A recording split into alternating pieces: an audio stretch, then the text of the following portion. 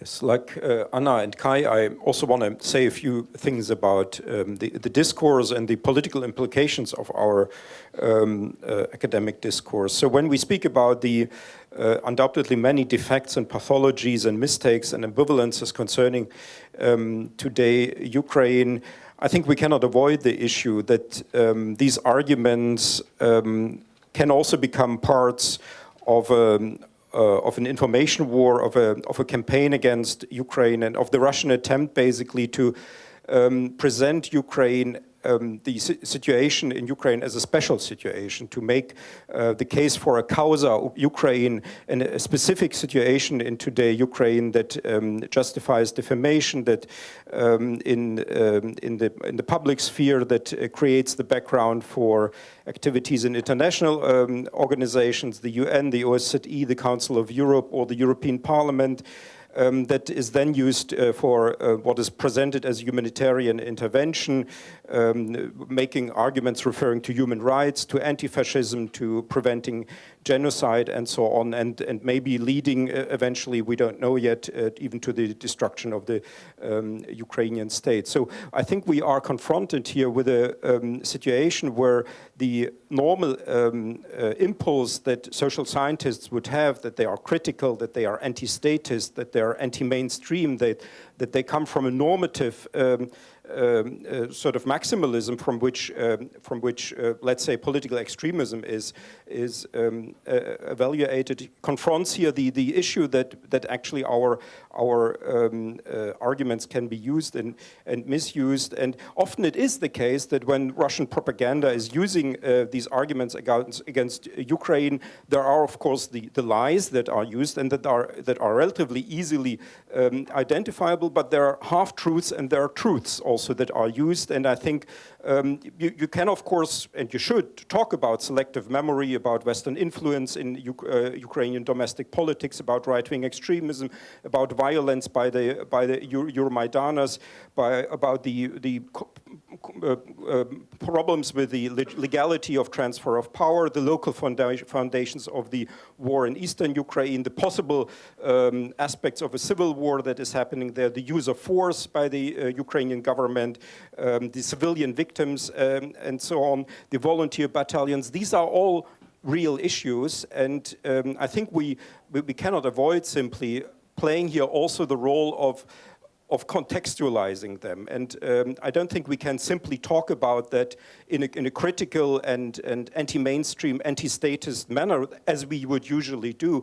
I think we should also contextualize that intra-situationally, in that we explain, let's say, the inclusion of the Svoboda party in the post-Maidan government by the specificities of the situation after the Euromaidan, or the employment of volunteer battalions more recently, or extra situationally by when we say that yes, there are all these problems with legality, with use of violence, with right-wing extremism, and so on, but these are things that happen, and that happen also in other situations, that can be juxtaposed to other similar situations, that there can be historical analogies, there can be counterfactual arguments, and fortunately, so to say, for us, comparison, which would be the most easy way and most common way to contextualize a situation, is a social science methodology in any way. Of course, there are certain empirical issues that one cannot interpret, so to say, away.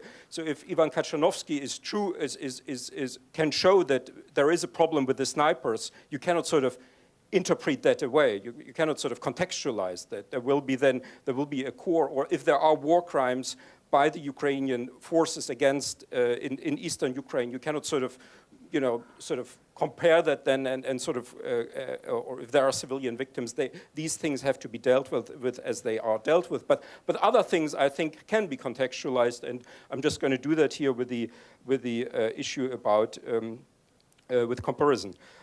Now, so that's my sort of little prelude to the presentation here. Okay. Yeah.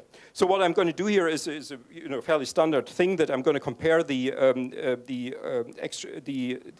extreme right in the post-Soviet Ukraine and Russia using the most similar systems design. I'm not going to talk about think tanks, right-wing think tanks or right-wing clubs, or the inclusion of extreme right-wingers in government, which would be issues too. I will only talk about party performance and about hate crimes, and the very obvious thing, maybe I don't even have to mention that here, the very obvious approach would be here to first to see a certain similarity in the post-Soviet situation of Ukraine and Russia. I'm writing here not post-Soviet, but post-Stalinist. I think that's one of the issues that makes Ukraine and Russia, after all, similar in comparison, for instance, to the Central European countries, to the Baltic countries, because these countries did not experience high Stalinism in the 1930s. There could be made an argument that, in other ways,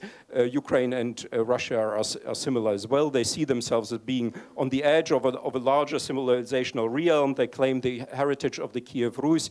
They have a self-image as being multinational, polycultural states.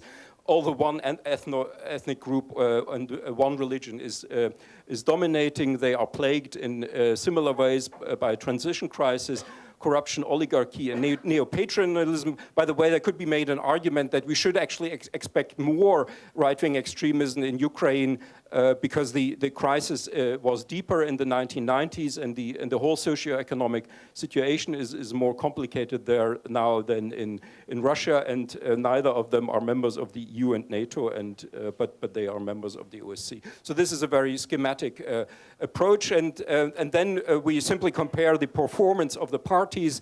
This is here the performance of extremely right-wing parties in Russian parliamentary and presidential elections. The first column is about Zhirinovsky and his party, the second about the Congress of Russian Communities and the Rodina party, and then the third column is the performance of other candidates and parties. The gray ones are the presidential elections, the white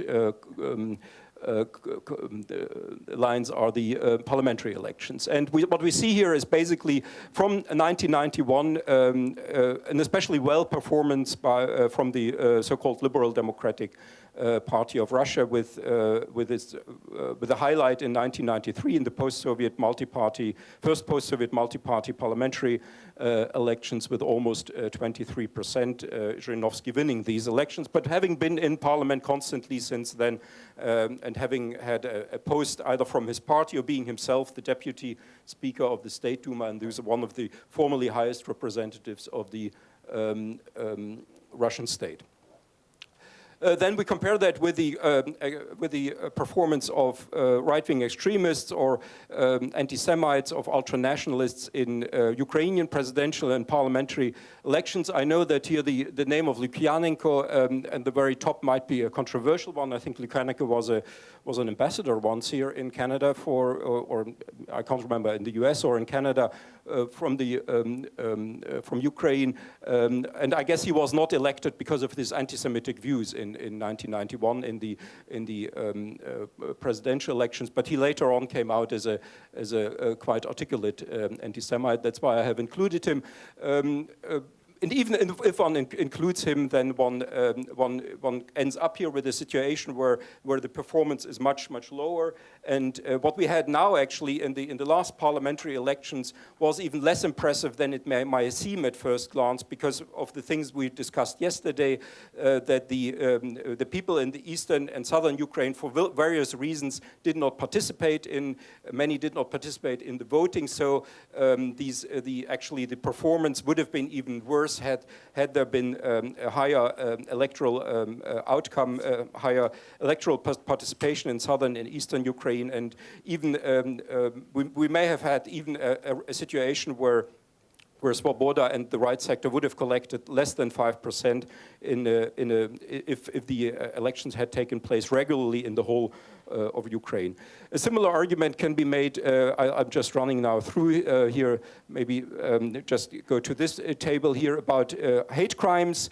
These are the 3 years when there were the highest amounts of hate crimes in both Russia and Ukraine. And while there are also hate crimes, there were hate crimes in Ukraine at that time as well, the numbers are much lower than for Russia for the same time, although one has to count in, of course, that Ukraine is a smaller country, but even if one considers the different size of the country, one comes out with a rather staggering difference. So what are the now I've pressed the okay. The possible explanations for that. We are faced here as often with the problem of overdetermination, that we have too many explanations and we don't know which of the explanations is relevant or irrelevant, what is the relative weight of the explanations, and what the possible interaction of the different factors is. And I'm only presenting here hypotheses that could explain that. So the first one would be the most obvious one, the division of the Ukrainian political nation, where you have then as an effect two nationalisms. But I mention here as a relativization of this argument that is often made, that the Vlaams Belang in Belgium also only represents the Flemish part of the Belgian political nation, but it nevertheless is a national factor. And the RADA entry barrier was at certain points quite low. Then Ukrainian independence without participation of ultranationalists, the persecution of Ukrainian nationalists versus partial promotion of Russian nationalists in the Soviet period.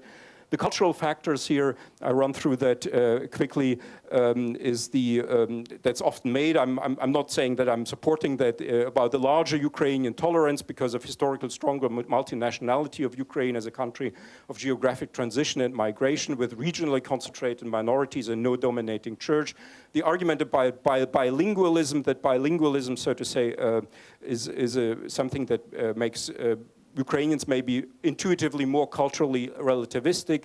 The mental cultural distance between Ukrainian diaspora nationalists and the post-Soviet Ukraine population, and these diaspora nationalists did play a role in the formation of post-Soviet Ukrainian nationalism in the Congress of Ukrainian Nationalists in the Svoboda Party. And finally, an argument about political space and opportunity structures, which is also often made, and to most of you probably familiar, about the polarization of Ukrainian politics, the contradictions that there are between pro-Western nationalism and anti-Western, anti-individualism, so that Svoboda found itself supporting the association agreement and European integration that actually in a way contradicts the ideology of Svoboda. The general difference between a post-imperial Russian situation, sometimes called the Weimar Russia scenario, and the post-colonial Ukrainian situation. And finally, the different ultranationalist aims of the right-wing extremists in Russia and Ukraine, expansion on the one hand and isolation or liberation on the other hand. So that was it. And I can then maybe explain that in the second.